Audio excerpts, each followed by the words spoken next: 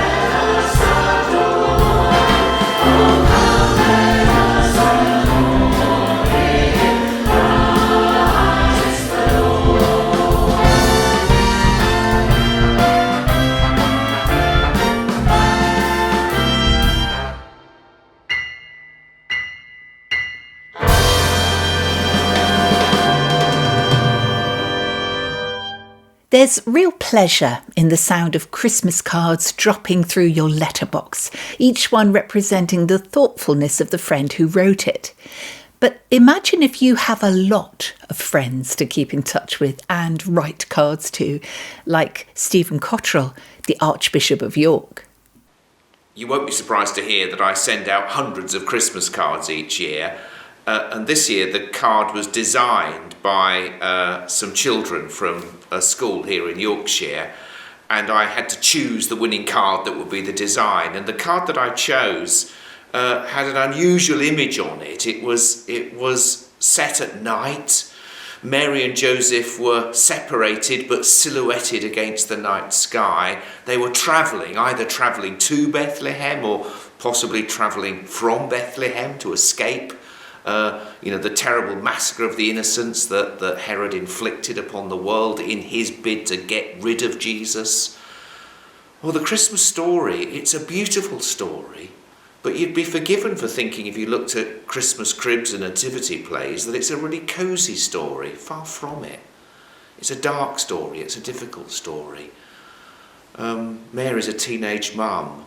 Joseph has put his trust in her. They're having to travel to Bethlehem because of an unfair tax. They've got nowhere to stay. The baby is born in the outhouse at the back of a pub. They're visited by shepherds and kings and angels. And then they have to escape for their lives. Oh, this has been a difficult year. A dark and difficult time for our world. But the story of Christmas is the story of God coming close to us, right in the heart of the difficulty and the darkness. And my hope this Christmas season is that we may know the presence of Jesus with us in the darkness, in the difficulty, leading us to a better future.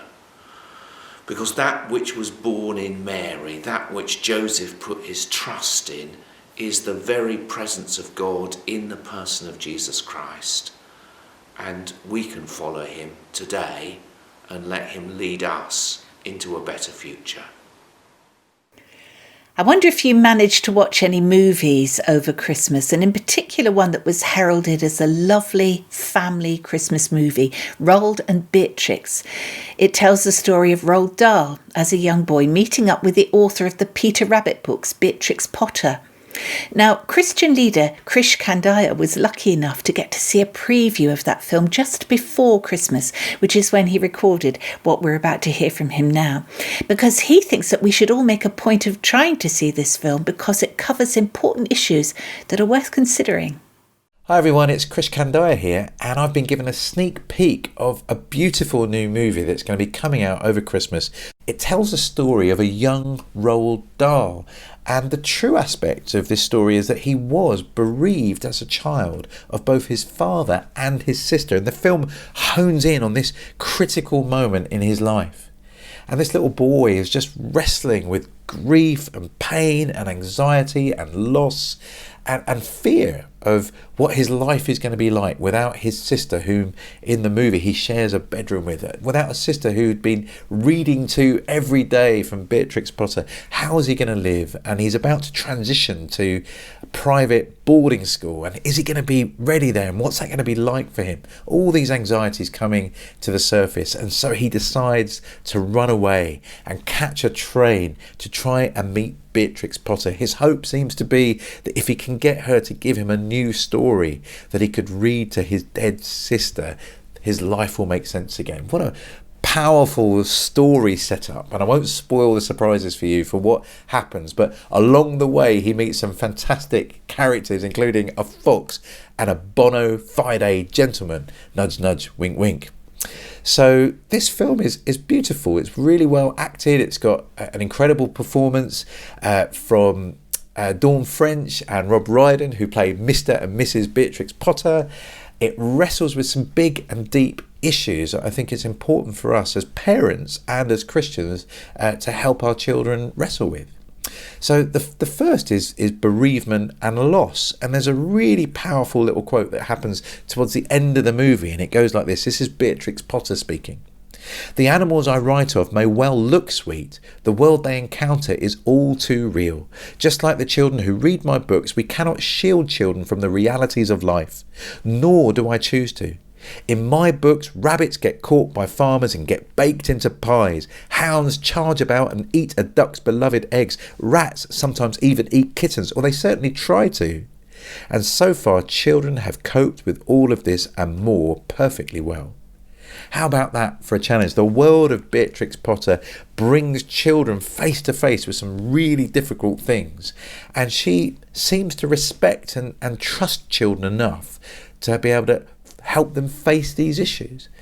Now, the challenge for me as a parent and the challenge for me as a church leader is to what extent do my role as a discipler of my kids, or my role in church helping children and young people, to what extent is that true for us?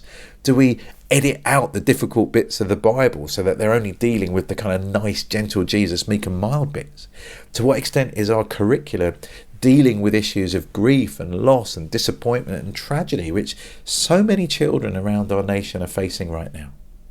Sadly, during lockdown, my neighbours, they lost their dad. The 2 8-year-old twins lost their dad due to COVID, and another 11-year-old boy just down the road from me lost his dad.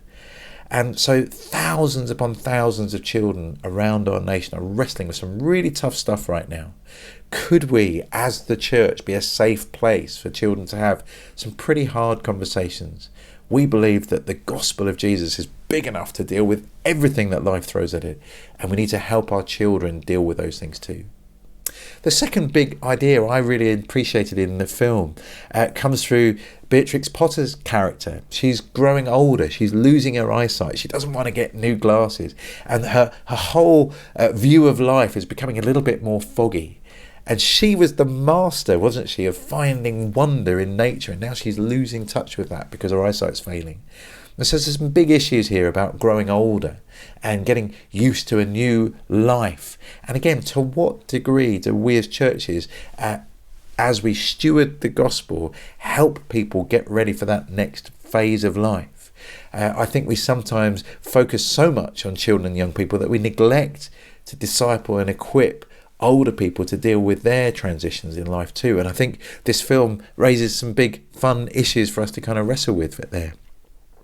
And the third area, I think, is just the way the film deals with parenting.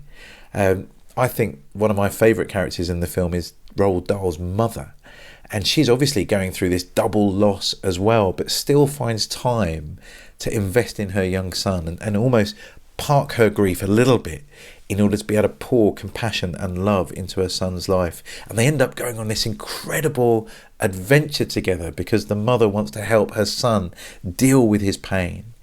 And for me, I think that's a real challenge to us as parents. I'm a foster parent, I'm an adopted dad, and I'm a birth dad. And to what extent am I willing to park some of my dreams and ambitions and needs in order to help my children flourish, to put their needs first? There was a real challenge there. So this movie's great. I recommend it to everybody. I think young and old could love it. It's not one of those cheesy Christmas films. It doesn't necessarily resolve in every way that you'd like it to. It has a kind of open ending, and there isn't a kind of Christmas miracle, but instead there's some beautiful fantastic animations, there's great storytelling, and it's an invitation to come and explore some big issues over Christmas. And I think you want to watch it with your family, discuss it with your neighbours. It's a great opportunity for us to be talking about some really important things that the Christian faith has a lot to say about. And you can see it if you have access to Sky One. It's going to air on Christmas Eve at 8:15 p.m, but it's also going to be available on streaming services such as Now TV. So from my family to yours, enjoy this Christmas season, and if you get a chance, have a look at this new movie, Roald and Beatrix. Thanks. Well, we're nearly at the end of 2020, and some people would say that that end can't come soon enough. But I hope that you'll look back and see that there were countless blessings too, about 10,000 of them. Well, that's a cue for a song, isn't it? From the Thy Kingdom Come gathering in Trafalgar Square earlier on in the year, here's Matt Redman.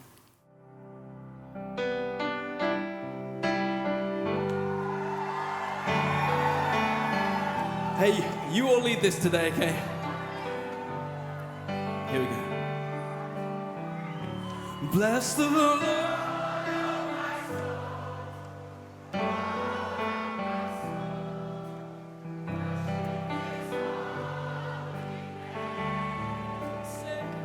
Sing like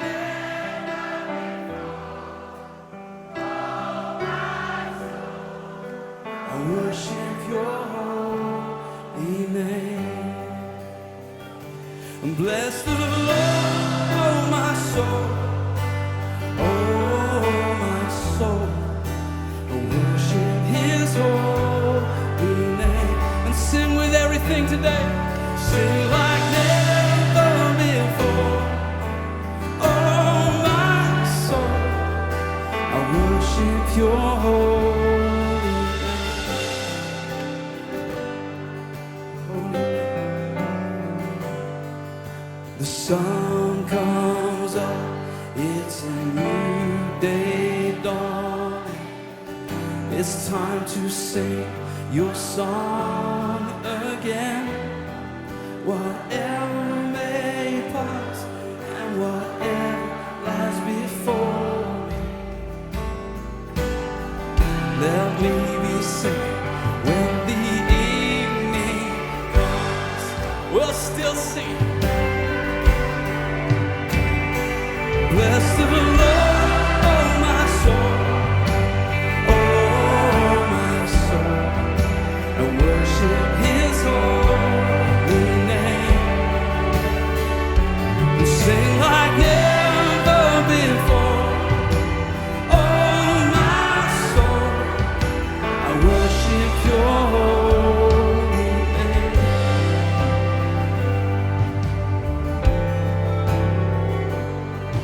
You're rich in love and you're slow to anger. Your name is great and your heart is kind. For all your goodness I will keep on singing and singing, singing. 10,000 reasons for my heart to find. Come on!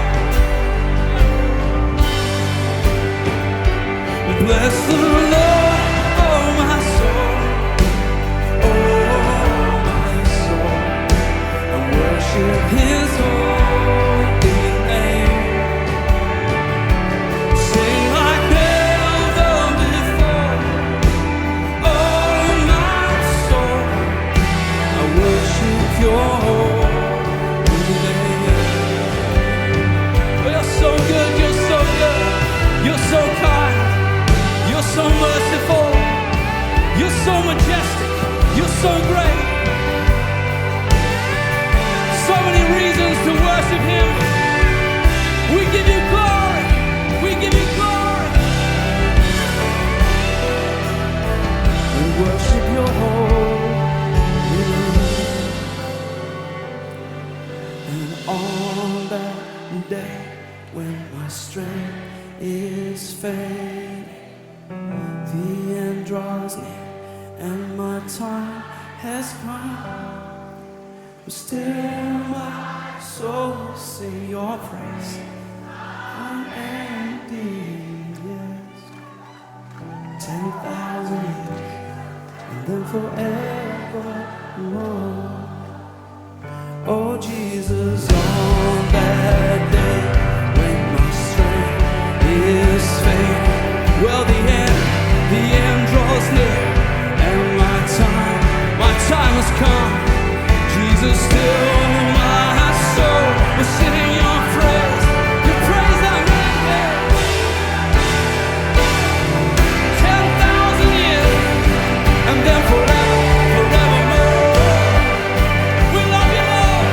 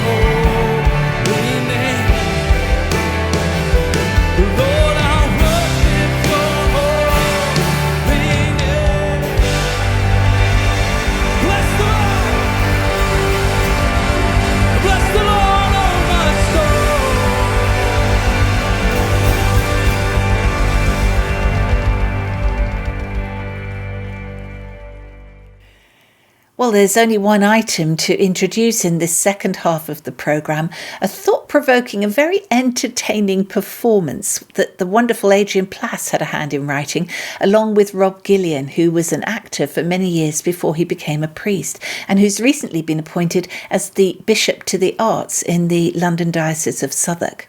Now, Rob plays the vicar of St Thomas the Doubter Church, where they're about to have an unexpected visitor. However will they cope with the visit?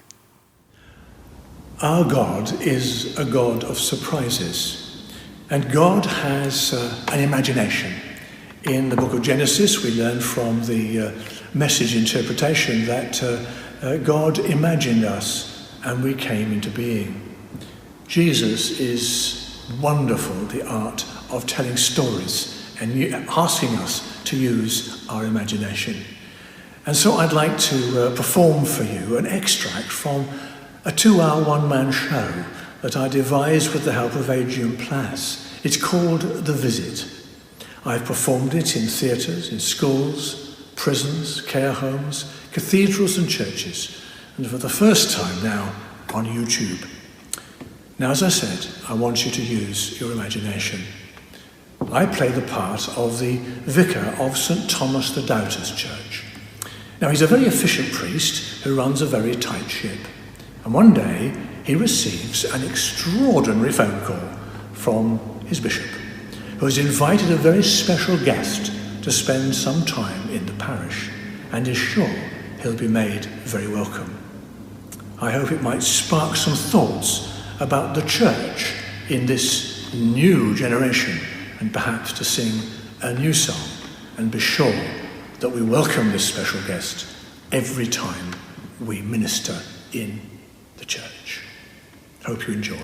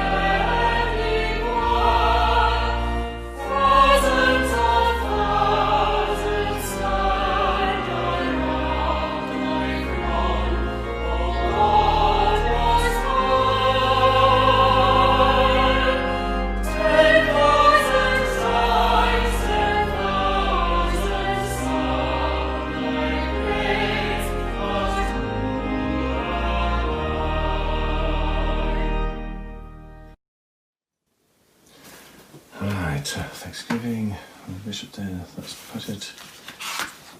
Yep, that's fine. What else? Oh, I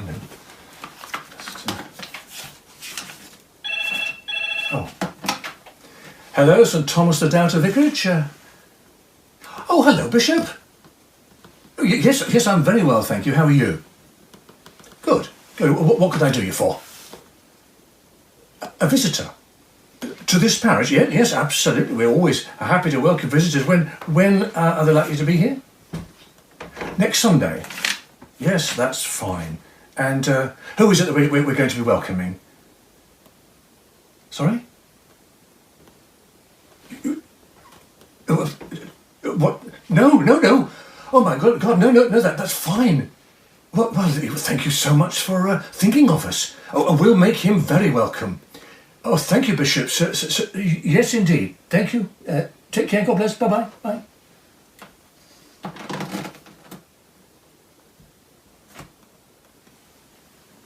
Jesus. Here, in my parish, next Sunday. Oh, my God.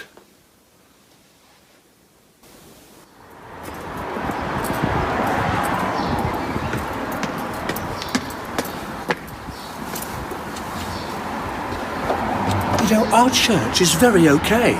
We do all the things that churches do about as well as it can be done. We talk about our founder with due reverence and proper gratitude, and we always look forward to the remote time in the future when he'll be with us. But the news he was coming now and in the present was very, very disturbing, not only for the church wardens, but also for the organising committee. Here goes.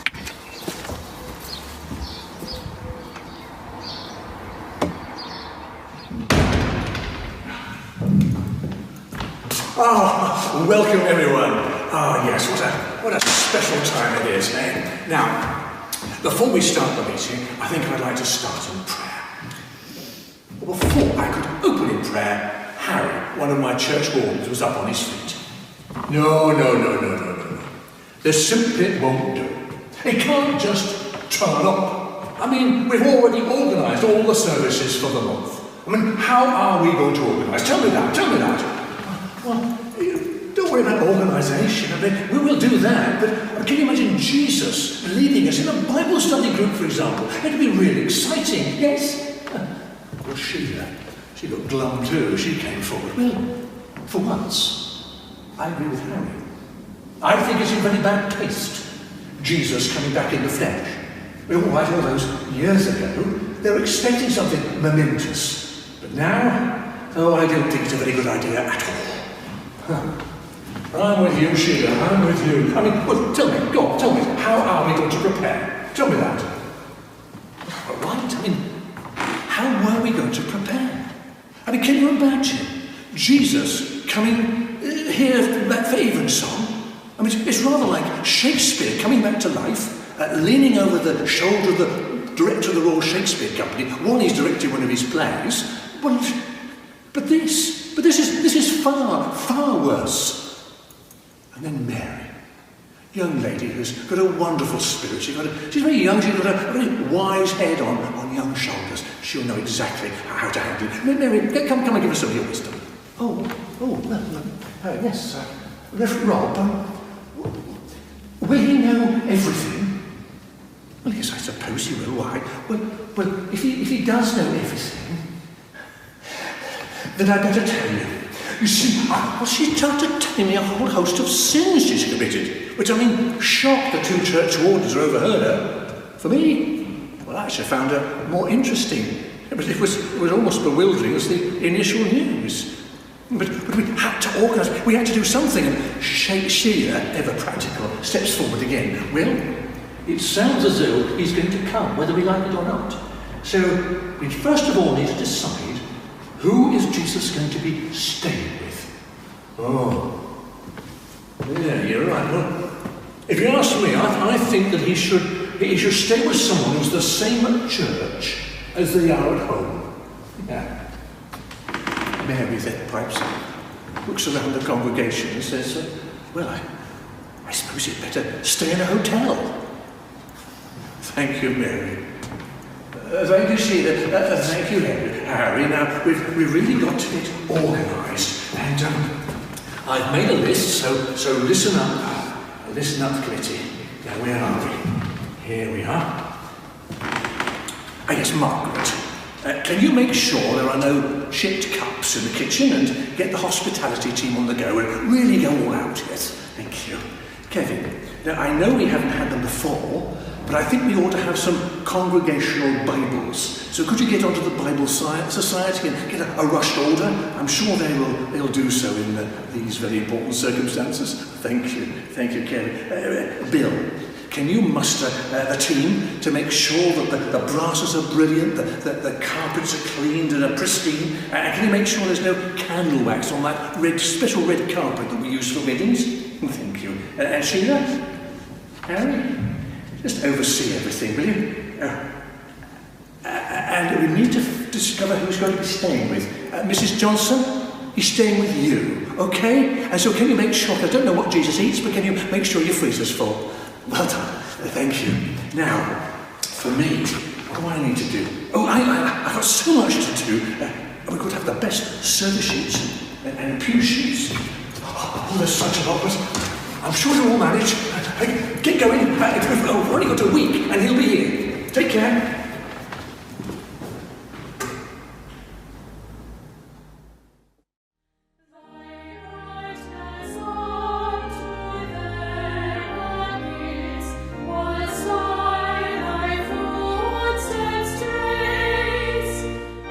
Son of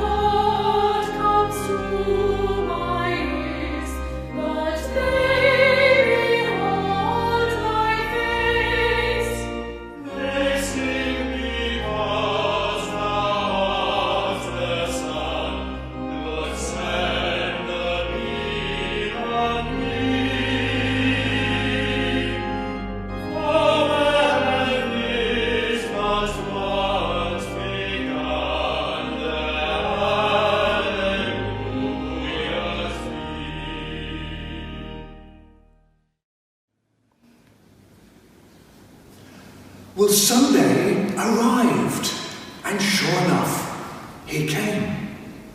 But he wasn't quite what we were expecting. No, he was rather too real. His entrance was a strange one as well. I mean, I expected a kind of triumphal entry, with trumpets and angels. But suddenly we realised that the man we were waiting for was already here.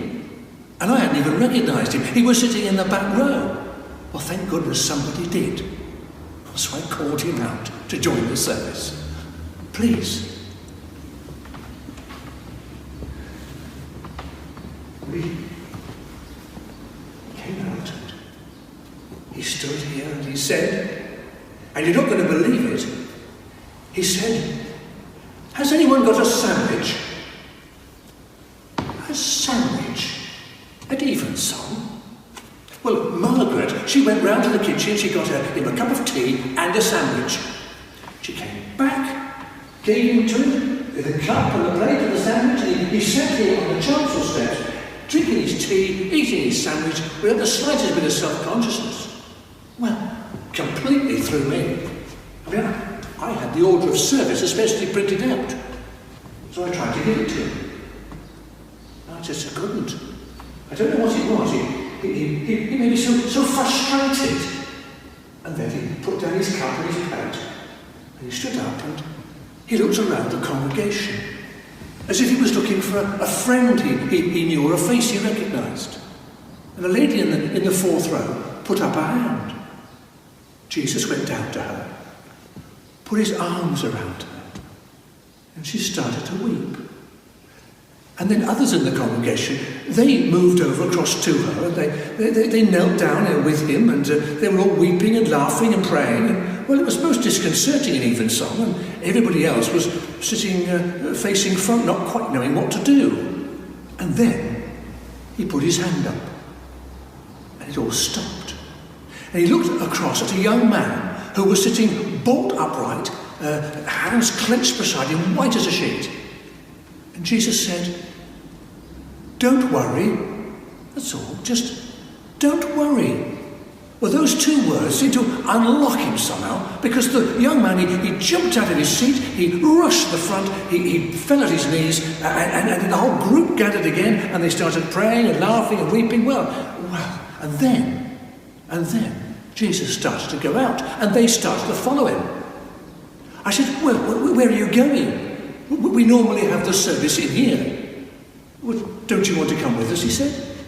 Well, I did, but where are you going? Well, he got to the front door, and he looked up and down the high street. He said, "What's the pub like?" I said, "The pub? Well, it's a bit rough, really." Well, I knew that half of those people, they wouldn't go into that pub on principle. Well, how wrong could I be? They all trooped into the pub. Well, the rest of us who were left here in the church, well, they all started drifting off one by one, including the lady who we were supposed to be staying with. Well, about half an hour later, he came back out of the pub. He came back to the front door. Do you know, I could have sworn there was more people that came out of the pub that went in. And he said, "Rob, can we come in now?" Well, I suppose so. Well, so they came in and they sat down. Well, I say they sat down. They sat cross-legged on the floor and they draped over the radiators. And, I mean, it looked so uncomfortable. And then he started to preach. Well, I wanted to sit cross-legged on the floor and listen to him preach. And I think he wanted me to. But I didn't. No. I went home.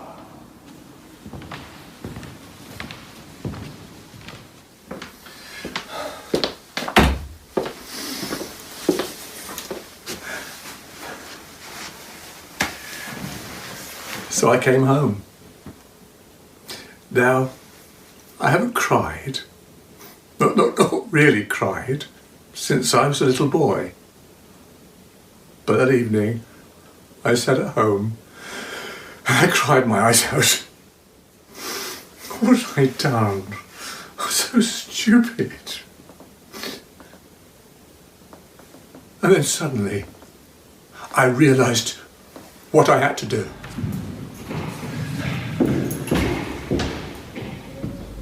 The church was empty. The lights were out. They've all gone. Oh no. And then I saw him. He was sitting on the chancel steps.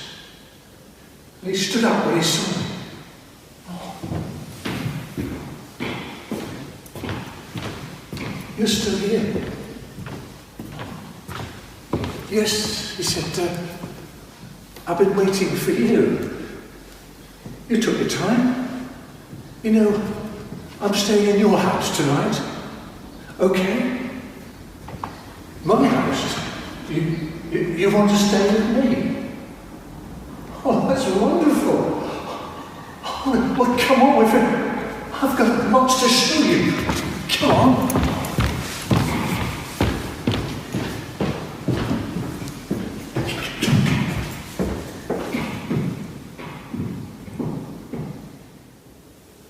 Well, we continue to have a wonderful visit from Jesus throughout the parish. It was both an adventure and sometimes a challenge, for he would turn our world upside down and then the right way up. But soon he told us that it was time for him to leave, and so he gathered us all together for a final farewell.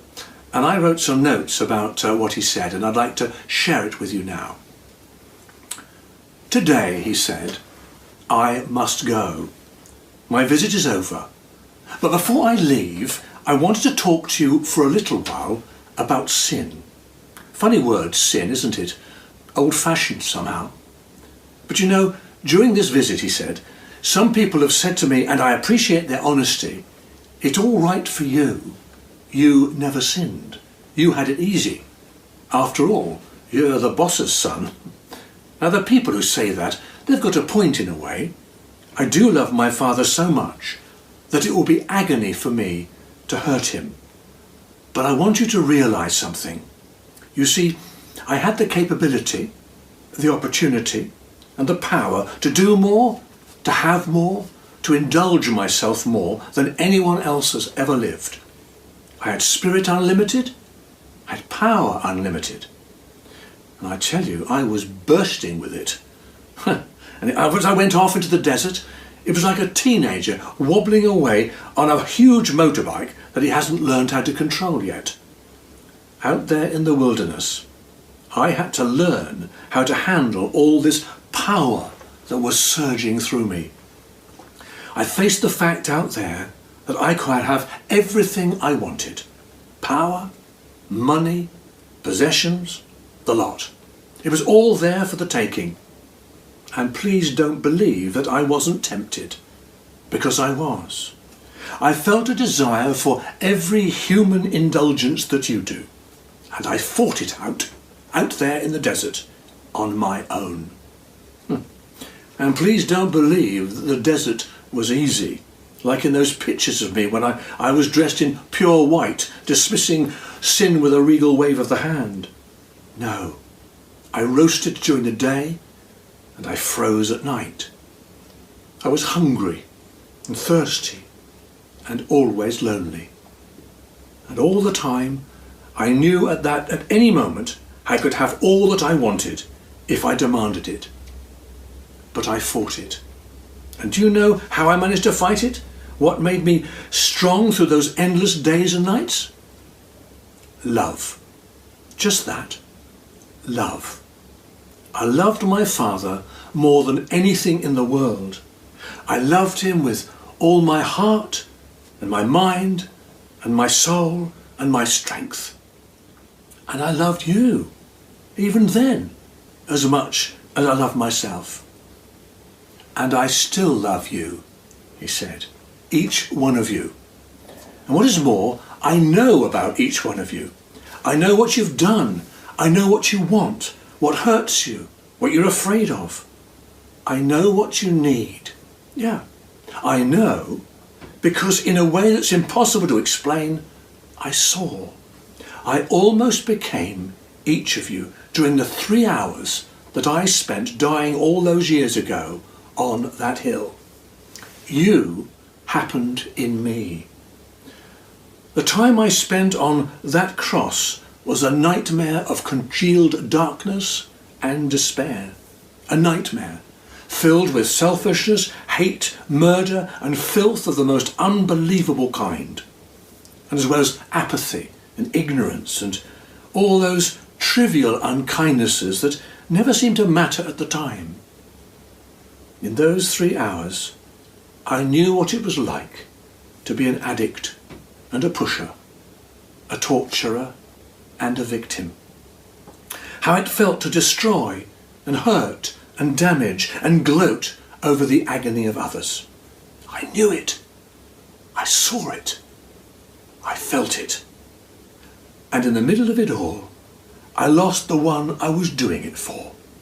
He couldn't bear to look at me, and I was so alone. But that wasn't the end, he said. For I overcame death by dying to sin and being raised to new life. And I offer you the same possibility. There's a lot more that I'd like to say to you, he said, but I won't now. Just a couple of things. Please read the book. Get a version that suits you. And I promise you with all my heart that as you read it, I'll meet you there and we'll talk again. And the other thing is, the most important message I have for you. Love each other. Please. Look after each other. Forgive each other. And don't hurt me again. So God bless you all and look after you until I'm able to come back again. After that, he went very quickly. But as he was passing me, he paused, he smiled slightly, and he said, "Rob, you've changed." "Oh, yes." That was all I could say. And with that, he was gone, through the door into the darkness. The visit was over, but his spirit remains.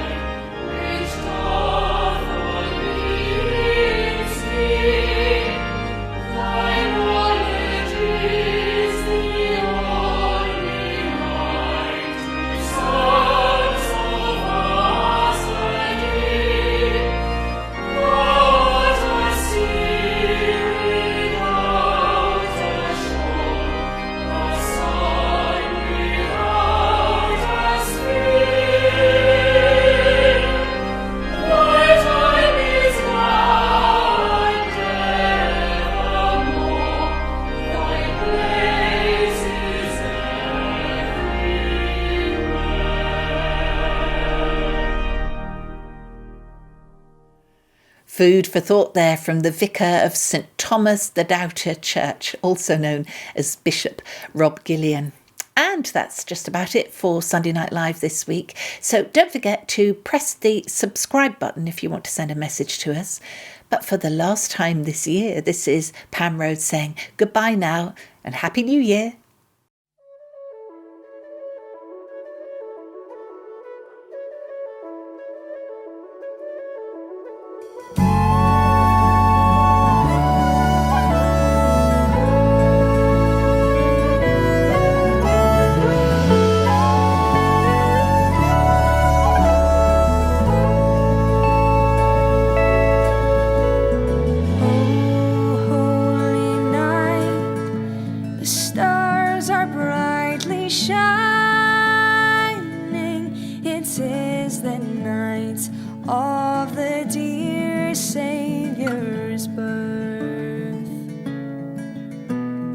Long lay the world in sin.